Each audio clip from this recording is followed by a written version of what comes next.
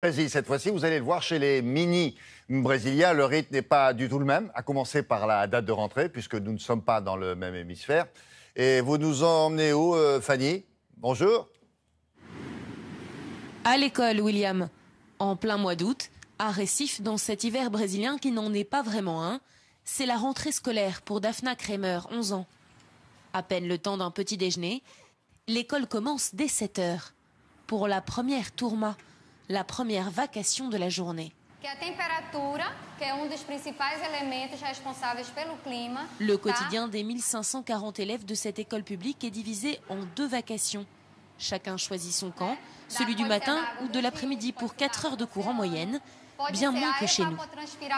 Pour cette professeure de géographie, c'est le seul système qui permet de scolariser la majorité des Brésiliens.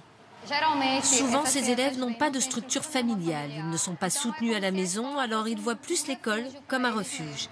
Beaucoup d'entre eux viennent surtout pour le repas qu'on offre. Car vers 10h30, à l'heure de la récréation, ici, c'est justement celle de la collation. Tu en veux? Pas de quoi vous donner l'eau à la bouche, d'accord, mais un système de goûter gratuit très utile dans cet état du Nord, l'un des plus pauvres du pays. Je trouve ça bien qu'il y ait une collation comme ça, parce que tout le monde n'a pas les moyens de payer pour le déjeuner. Daphna et ses copines ont grandi ici, avec ses habitudes et surtout cet uniforme, un simple t-shirt. C'est joli, c'est coloré, hein? Une règle dans toutes les écoles brésiliennes. J'aime bien parce que comme ça, il n'y a pas de différence sociale entre nous. L'école publique brésilienne est très critiquée pour son manque de moyens et d'exigences. Par contre, l'université d'État, elle, est très réputée, si bien que le grand paradoxe du Brésil, c'est que pour intégrer une université publique, eh bien, il vaut mieux sortir d'une école privée et vous allez voir qu'aucun luxe n'y est épargné. Des publicités à chaque coin de rue vantant les performances de votre bambin. Bienvenue au Colégio Boa Viagem, l'école privée la plus réputée de Recife. Prix mensuel de cet établissement, entre 300 et 600 €, une fortune ici. L'école publique s'est améliorée. Elle a surmonté de nombreux problèmes. Comme l'école privée d'ailleurs.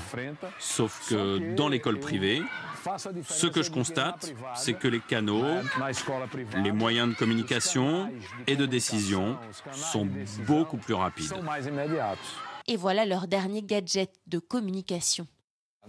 Nous utilisons une application de réseau social de l'école depuis 1 an. Mais au début, la résistance a été très grande de la part des parents et des professeurs même.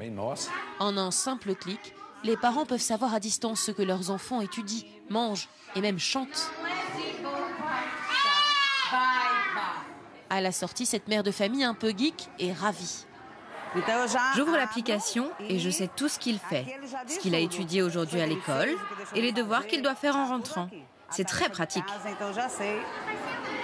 Impossible d'échapper aux parents jusqu'aux prochaines grandes vacances d'été en décembre prochain. Ah oui, vacances d'été en décembre prochain. C'est là, on viendra vous voir en décembre alors. Merci beaucoup, Fanny. Retour dans l'Hexagone maintenant avec Isabelle Martinet. Il est temps de s'intéresser aux élèves français et on commence avec un peu d'histoire. Bonjour Isabelle. Bonjour William. Donc, combien d'élèves scolarisés dans notre pays? Aujourd'hui, 12 millions d'élèves. 12 millions, ça fait combien en pourcentage? Pour l'histoire, on est 66 millions d'habitants. Donc il faudrait que je calcule, mais c'est quand même pas mal. 12 millions d'élèves. Ouais.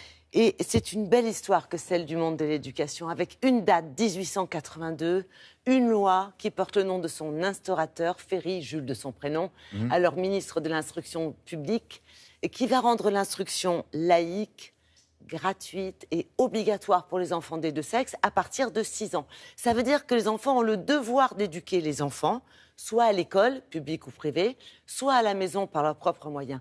Et c'est bien l'instruction qui est obligatoire et non l'école, même s'il est vrai qu'aujourd'hui, 99% des enfants sont bien sûr scolarisés. Ah ben voilà, 99% des enfants sont scolarisés. J'avais mal compris la question. C'était ça. Quel était le pourcentage par rapport posé. Oui. Donc, alors, l'école est obligatoire à partir de 6 ans, oui. Mais on n'a pas le droit de la quitter avant quel âge? Alors, sous Ferry, c'était 13 ans.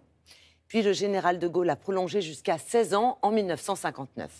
Et avant la loi Jules Ferry, ça se passait comment? Alors avant la loi Jules Ferry, sous l'Ancien Régime, apprendre à lire, à écrire, à compter était réservé à une population fortunée, aux familles qui pouvaient se permettre d'engager un précepteur.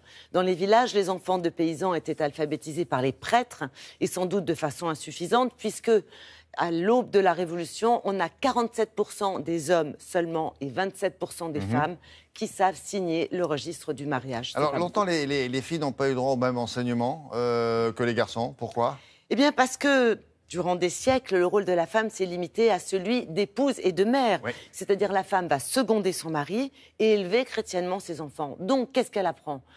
La lecture, l'écriture, le catéchisme, quelques rudiments de calcul, et puis aussi la cuisine, la couture. Le plus souvent, ça se passe au couvent. Et elle ne vote pas, elle a voté très très tard. Ah, très très tard, grâce au général de Gaulle. Et c'est Ferry qui va quand même ouvrir l'enseignement primaire pour les femmes, même si ça ne se termine pas à l'époque par le bac. Le premier diplôme, c'est un simple diplôme de fin d'études pour les filles. À propos de bac, est-ce qu'on connaît le nom de la première bachelière? C'est rentré dans le grand dictionnaire de la France. La première bachelière s'appelait Victoire Daubier. Elle était journaliste. Yes, ça c'est une bonne nouvelle.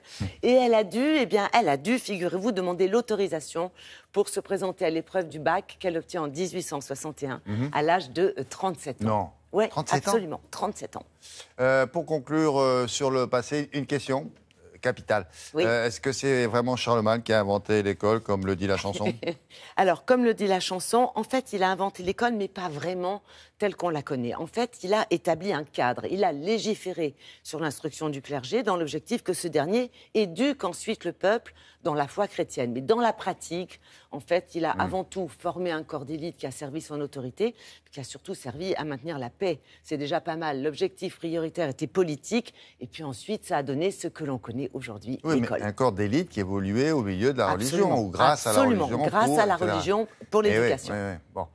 On revient au présent. Pour terminer, ça a bien changé depuis Charlemagne. Est-ce qu'on a des spécificités en France par rapport à nos voisins européens, par exemple? Oui, alors sans insister trop lourdement sur notre niveau assez moyen en anglais ou en maths, on peut quand même souligner 2 points. Alors le premier, c'est qu'on a en France beaucoup d'heures de cours. 7400, si on compare avec nos amis allemands, ils en ont que 6300. Et les Allemands, finalement, on le voit tous les jours, ne se débrouillent pas plus mal que nous, finalement. Ça, c'est le premier point. Certains disent même qu'ils se débrouillent mieux. C'est ce qu'on dit, mais bon. On va savoir. Et le deuxième point, c'est le recours au redoublement. Alors, c'est vrai que c'est à la baisse, mais ça reste quand même encore massif. Un seul chiffre, 28% des plus de 15 ans ont redoublé au moins une fois. Alors... Sur l'efficacité du redoublement, là, pour l'instant, le débat est toujours en cours. Donc en tout cas, on double moins qu'autrefois, me semble-t-il. On double moins qu'autrefois, c'est à la baisse. Mais quand même, en France, on aime bien. On a souvent recours à ça. Dernière chose, première école de garçons officielle, 1833. Et oui. Et les filles, 17 ans plus tard. Donc on a toujours été un peu malheureuse par rapport aux garçons sur l'éducation. Merci Martinet. 20 pour Martinet. Merci chef. 20 sur 20.